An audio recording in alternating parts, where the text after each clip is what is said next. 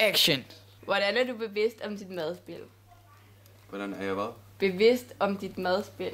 Nå, altså når vi spiser mad, så det jeg gør, det er, at jeg sørger for, at maden bliver spist op, og at man ikke spiller mad for meget.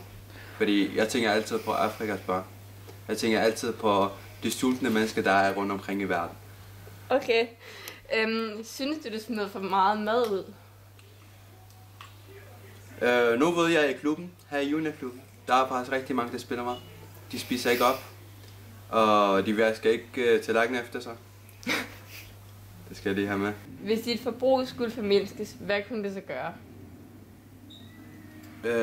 Jamen, så vil jeg købe en masse hot wings.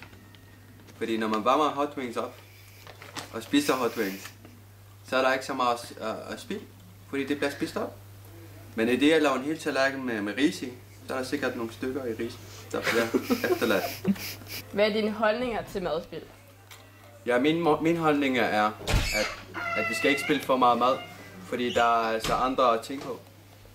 Vi skal tænke på alle andre børn, alle andre mennesker rundt omkring i verden, som ikke har så meget mad som os. Okay.